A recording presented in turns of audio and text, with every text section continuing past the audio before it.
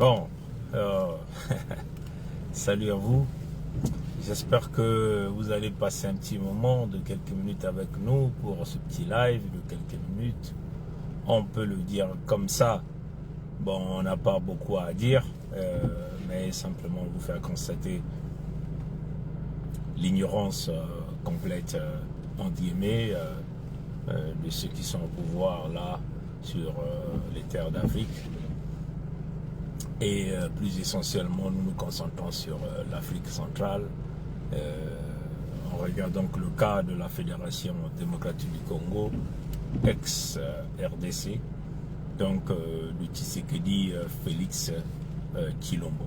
Bon, vous savez que Macron Emmanuel Jean-Michel Frédéric a organisé un sommet en France où il a intitulé Sommet de paix et de la prospérité des zones de Grand Lac. Et si vous voyez, la plupart des invités ne sont que quasiment des Africains. Bon, lui-même déjà, Macron Emmanuel Jean-Michel Frédéric, descendant askénaze, donc faux juif, et en difficulté en France. Donc, il tente donc d'occuper son temps à organiser des sommets, faire comme si il était en train de travailler dans le contexte même de l'intérêt entre guillemets des autres peuples, puisque son propre peuple ne veut plus de lui. Donc sa politique aujourd'hui n'était concentrée que sur l'extérieur. Vous voyez, il est quasiment sur tous les sommets avec Trump, avec tous les autres à l'extérieur de la France, alors que la France a des grands problèmes, mais il est concentré sur les problèmes de l'Afrique. Bon, là encore, il faut le dire que des individus comme les Tshisekedi, c'est des gens qu'il ne faut même pas considérer. Vous allez nous excuser parce qu'il pleut un peu. Je vais essayer simplement de ramener ça à zéro. Voilà. Donc, des gens comme les Tshisekedi, c'est des gens qui nous foutent la honte, hein, c'est clair. Voilà pourquoi nous l'appelons le gros pour rien. En réalité, là, il n'y a rien. Il n'y a rien. Voilà un gaillard comme ça, comme on peut le dire dans notre langage courant, un rodoudou. Comme ça, il est gros, avec des joues, des grosses fesses, voilà, une grosse tête, quelqu'un qui n'a quasiment pas de cou, mais il passe tout son temps à se faire trimballer par-ci, par-là, et c'est vraiment triste, comprenez, c'est vraiment triste. De l'autre côté, c'est aussi, il faut le dire, que c'est un peuple qui n'a pas encore pris la conscience généralisée, parce que c'est du jamais vu comment un peuple qui n'arrive pas à se concentrer avec plein d'intellectuels et se faire malmener de cette façon, quand même que nous sommes en train de vous expliquer ça quasiment tous les jours, le salut des peuples noirs et surtout pas encore des peuples Congo ne viendra des Askénazes. Les Askénazes, c'est des usurpateurs de l'identité Congo, hein, c'est ça. Et tous ceux qui dirigent le palais d'Élysée ou tous ceux qui ont occupé le pouvoir sont tous descendants askénazes. Donc ces gens ont une haine viscérale envers nous, les peuples Congo, envers nous, le peuple de Mfumunza Ambiampongo, le peuple authentique autochtone. Nous qui vivons là au centre névralgique de l'humanité, que vous avez l'habitude d'appeler l'Afrique centrale. Comprenez? Donc, nos solutions dans nos problèmes ne peuvent jamais se traiter dans une capitale quelconque, dans les pays lécodermiques. Jamais. Hein. C'est à nous d'apporter les véritables solutions, mais pas en se collant au lécoderme, comprenez? En pensant que bon, pas en se fiant ou en donnant la confiance au lécoderme. Le lécoderme, c'est l'ennemi du peuple noir. Donc il ne faut jamais faire cette erreur d'analyse ni de jugement en ce qui concerne ces individus quand il s'agit des questions politiques, des questions de géostratégie, des questions de survie, des questions d'intérêt. Donc, voilà que ces sommets sont toujours organisés dans les capitales occidentales. On vous a déjà expliqué ce grand phénomène qui consiste à faire fonctionner l'économie occidentale en créant des sommets qui n'apportent aucune valeur ajoutée à la survie de nos peuples ou encore à notre avenir, à notre développement. tous ces sommets qu'on organise dans les capitales occidentales ont pour objectif financier essentiellement. Comment? C'est-à-dire qu'ils continuent de voler l'Afrique par plusieurs façons. S'imaginer que si Macron Emmanuel organise un sommet en France, comme déjà il venait d'organiser ce sommet entre guillemets de la paix et la prospérité dans les zones de Grand Lac à Hittlerville, donc la ville que vous avez l'habitude d'appeler Paris, combien de pays africains ont été invités? Combien de, je ne parlerai même pas des pays, combien de condominiums ont été invités? Vous voyez, nombreux.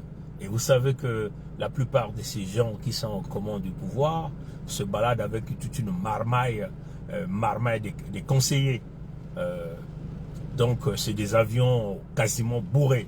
Donc une délégation peut se faire accompagner de plus de 200 et 150, de 150 à 200 et quelques individus qui vont se pavaner gratuitement et qui perçoivent des perdièmes par ces voyages-là, des perdièmes très exorbitants, on peut le dire comme ça. Vous comprenez? Et en plus, l'activité économique que ça va générer pendant tout le séjour de ce sommet. C'est-à-dire qu'ils ne vont pas aller dormir dehors, ils vont être casés dans les hôtels de luxe, hein, qui coûtent des centaines de milliers d'euros, et la plupart des temps, ils ont des tickets, donc une vie exponentielle.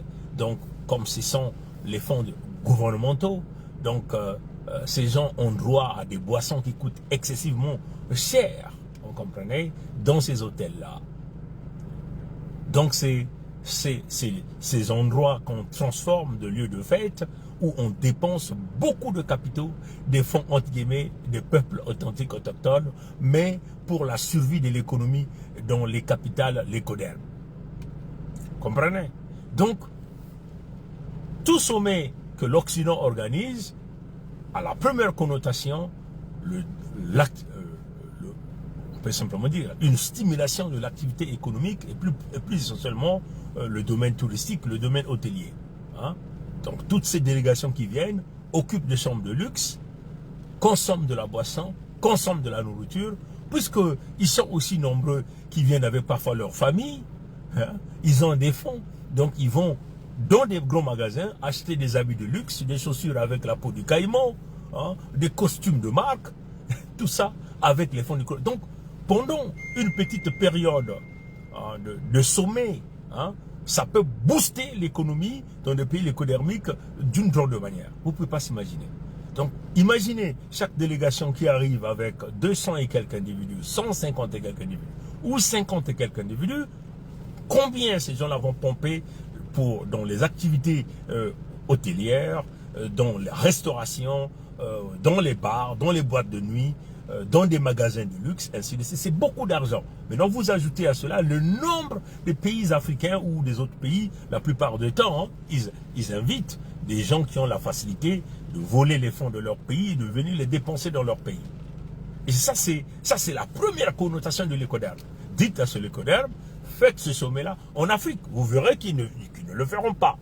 Deuxièmement, il faut encore regarder le côté moutonnier même, je le dis, hein, le côté moutonnier, hein, moutonnier des entre guillemets, de ceux qui ont pris les commandes du pouvoir par le biais de la corruption, par le biais de parrainage à travers les loges diabolico-sataniques maçonniques, comprenez, qui sont des véritables moutons dans cette affaire-là. Vous croyez que un pervers narcissique comme Macron Emmanuel et Jean-Michel Frédéric, de son nom Askenaz, va organiser un sommet pour la paix des Africains, et cette paix-là va aboutir à quoi? Combien de fois l'affaire de la Fédération démocratique du Congo se retrouve dans les capitales occidentales? Depuis ce temps que Macron Emmanuel et Jean-Michel Frédéric est aux commandes du pouvoir en France, qu'est-ce qu'il a déjà fait pour les peuples congolais? Souvenez-vous qu'il était déjà venu là même à Kinshasa. Quel est le changement depuis son arrivée? Et là encore, ce qui est grave, c'est que c'est Macron Emmanuel qui annonce l'ouverture de l'aéroport de Goma devant Tshisekedi. C'est grave. Comment un étranger qui décide de l'ouverture de l'aéroport de Goma, Mais pour quel but? Pour quel objectif? Puisque Goma, aujourd'hui, est entre les mains du M23. Goma est entre les mains de Nanga, de Kagame et tous les M23. Ouvrir cet aéroport signifie quoi? L'activité économique auprès des mercenaires. Ça signifie créer un pont aérien entre l'Occident global, et plus essentiellement dirigé par les Askénazes, avec Goma. C'est-à-dire que le ravitaillement en armes, le ravitaillement en munitions, ça signifie l'augmentation de l'intensité de frappe de l'ennemi auprès des citoyens authentiques autochtones, même contre même le gouvernement entre guillemets de Kinshasa. Donc ça signifie quoi? L'ouverture de l'aéroport de Goma va accélérer la chute même du pouvoir de Tshisekedi. Vous comprenez? Donc c'est Macron, Emmanuel et Jean-Michel Frédéric, donc un étranger qui annonce l'ouverture d'un aéroport dans le pays qui n'est pas le sien. Mais ça vous pousse à réfléchir. Hein? Et ça j'interpelle ici les frères et sœurs de la Fédération démocratique du Congo. C'est inacceptable. C'est inacceptable. Hein? Et comme nous sommes ici dans le contexte de la vérité, je vais donc vous faire jouer un petit extrait de cette communication. Hein? Dans les prochaines semaines, à la réouverture de l'aéroport de Goma pour des vols humanitaires de jour. Voilà, donc il vous dit dans une semaine. Et dans les prochaines semaines, à la réouverture de l'aéroport de Goma pour des vols humanitaires de jour. Voilà, Tshisekedi est là à côté, c'est Macron Emmanuel qui annonce la réouverture de l'aéroport de Goma dans une semaine. Et il vous dit pour des vols humanitaires.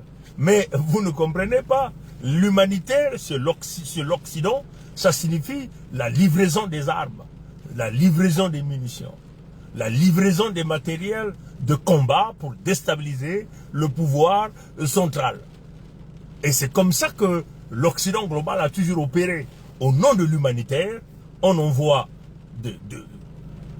du matériel, du renfort auprès des mercenaires pour qu'ils continuent à faire le travail, pour qu'ils continuent de permettre, parce que ces échanges-là, de ce matériel militaire-là, c'est pas gratuit. Ça se fait, souvenez-vous, le Lecoderm ne peut jamais vous donner quelque chose de gratuit. Il faut que ça rentre dans la tête de chaque Africain, de chaque enfant Congo. Le Lecoderm ne peut jamais vous donner un bout de pain gratuit.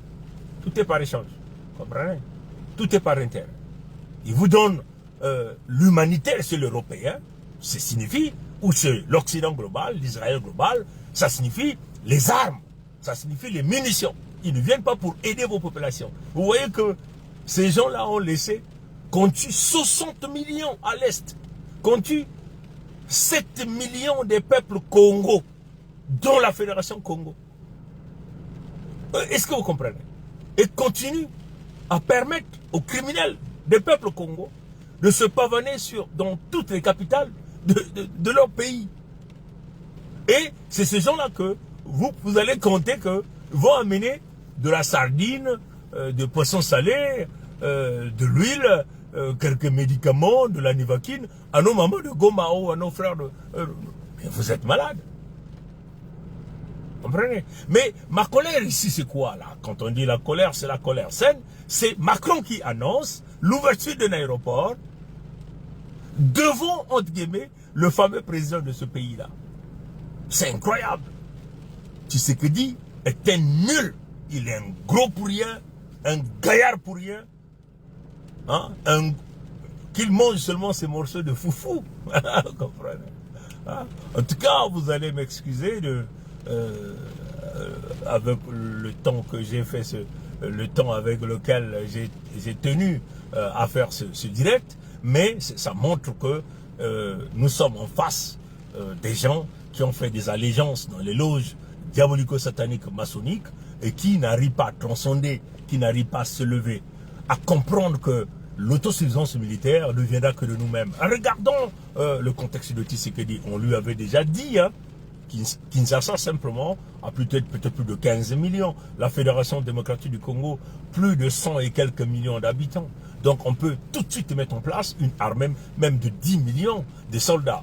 Avec une armée de 10 millions de soldats, avec la puissance économique et minière que nous avons, nous sommes capables de rapidement de doter les forces armées de la Fédération démocratique du Congo, sans pourtant utiliser le partenariat actuel. Parce que le partenariat actuel est essentiellement sous le parrainage du pays de Michael Jackson, donc de l'Occident global. Or, ce partenariat, c'est le partenariat qui tue, c'est le partenariat qui vole, c'est le partenariat qui détruit, c'est le partenariat qui ne voudra jamais que l'épanouissement réel des populations puisse arriver.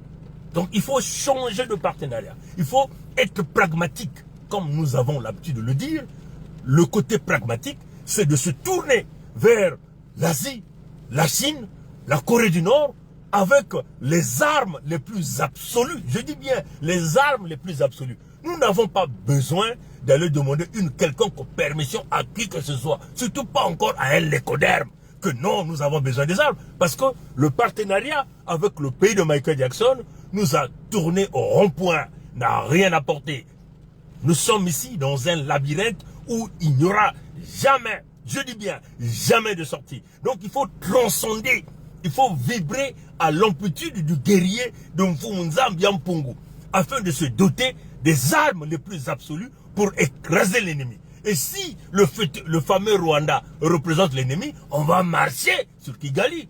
On va aller détruire le Rwanda à Kigali. On ne peut pas accepter que un gros téléphone de la Fédération démocratique du Congo puisse continuer de se faire manipuler par un Kagame à travers son agent Tshisekedi ou à travers son agent Ngweso Mathurin Albert alias Sassou Nguesso Deni. C'est inimaginable. Comprenez? Nous avons donné de l'intelligence à Tshisekedi de mettre en place une armée de 10 millions de soldats, mais il s'est arrêté à quelques jeunes Koulouna qu'il a envoyé à des petites formations d'aller cultiver le maïs et de fabriquer le foufou. Comme c'est un mangeur de foufou, il a préféré donc la culture du maïs et la fabrication du foufou, au lieu de mettre en place une véritable armée avec les armes les plus absolues, et puis évoluer dans le contexte de l'autosuffisance militaire, parce qu'il y a beaucoup de savants, beaucoup des intellectuels de la Fédération démocratique du Congo. Nous pouvons mettre en place là des usines, des fabrications des armes avec nos propres ingénieurs et des projets que nous pouvons nous-mêmes tenir. Vous comprenez? Moi qui vous parle, je suis un ingénieur de formation dans le pays de Codermic, donc un ingénieur professionnel, vous comprenez? Donc ça, c'est des choses qu'on peut rapidement mettre en place et rapidement, je dis bien, arriver à l'autosuffisance militaire, fabriquer des projectiles qui peuvent atteindre 25 000 km de rayon et donc faire peur à l'Occident global. Et voilà des gens qui sont là assis sur une table et que c'est Macron qui humilie encore ce type-là, gros pour rien, avec une grosse tête, des gros joues, comprenez, des grosses fesses, avec une poitrine bombée, une grosse tête, un gros front. Pour lui dire, c'est Macron qui va annoncer, qui annonce l'ouverture de l'aéroport de Goma pour permettre, soi-disant, aux activités, entre guillemets, humanitaires, alors que nous savons que les activités humanitaires sont là pour apporter des armes et donner des moyens ultimes à l'ennemi afin que l'ennemi continue de nous piétiner. Mais Macron, Emmanuel, Jean-Michel Frédéric, et toutefois dans la continuité de Guterres, Anthony Guterres, qui avait déjà dit que le M23 était hyper armé, que les forces onusiennes comptent déjà. Le secrétaire général de cette organisation que nous, Congo, nous appelons Organisation des Unis, vient nous dire que les forces rebelles sont plus armées que les forces de la paix des Nations Unies. Mais ça, déjà, si nous, Congo, on était au contrôle de nos terres, on sortait de cette organisation, comme déjà l'Indonésie l'avait déjà fait au temps de Sukarno. Parce que l'Indonésie, au temps de Sukarno, avait compris que cette organisation n'était qu'une machine à manipulation et à destruction. Et donc l'ONU était là pour accompagner le massacre de nos peuples. Voilà pourquoi tous les rapports mapping qui ont été rédigés sur les criminels, les faux juifs comme les Gatner, comprenez, tous ces rapports sont dans les tiroirs. Et ces rapports n'ont jamais été publiés. Tous ces rapports sont connus, mais on a préféré fermer la bouche comprenez? Et donc, nous le disons d'une manière claire, quand Guterres, l'organisation qui reçoit des frais statutaires annuels, parfois même mensuels, de plus de 180 et quelques pays, et que un pourcentage de ces fonds sont financés, un pourcentage de ces fonds part dans le financement même de ces forces des casques bleus, entre guillemets de maintien de la paix, et qui vient nous flaquer ça en face pour nous dire qu'il ne peut pas nous protéger, c'est à nous de nous protéger, c'est clair. Donc c'est à nous d'acheter les armes les plus absolues, mais nous ne sommes pas là obligés d'aller à des conférences, à des sommets organisés par des léconards pour continuer de faire évoluer, pomper notre argent dans leur économie et à la fin nous tirer en bourrique et à la fin nous détruire. Non, c'est inacceptable. C'est une honte pour Tshisekedi. Voilà pourquoi je le dis, je confirme, Tshisekedi, Félix Tshilombo, un gros pour rien, un gaillard pour rien, un cerveau de moineau qui n'a toujours pas compris parce qu'il est attaché à la loge diabolico-satanique maçonnique par le biais de Ngwebso Mathurin Albert, alias Sassou Nguesso Deni, le génocidaire des peuples Congo, que d'ailleurs que nous allons mettre notre main sur lui d'ici peu. L'Occident global n'aura pas de choix, c'est de nous livrer votre Sassou et nous le buterons nous-mêmes d'une drôle de manière. Et vous le verrez, ça sera filmé. Question de vous montrer la grandeur et la puissance des peuples Congo, parce que l'Occident global, Israël global, l'Amérique globale n'aura pas de choix. C'est de tenter de toujours devenir quémander les richesses auprès des peuples authentiques autochtones. Le peuple du Créateur veut en premier Mfumunza Mbiam Pungu, qui vit au centre névralgique de l'humanité, les terres sacrées Congo. À bon entendeur, salut. Entre-temps, c'est Macron qui ouvre l'aéroport de Goma pour permettre ces vols humanitaires et continuer avec le massacre. Dans les prochaines semaines, à la réouverture de l'aéroport de Goma pour des vols humanitaires de jour. Voilà, tout est dit. Congo ke kile manzao, Congo ke kokoko kongritari, kokoko kongritari, kokoko kongritari. Yaba colère vert, kakiabansai, maton. Maton, maton. Ye, abu pia.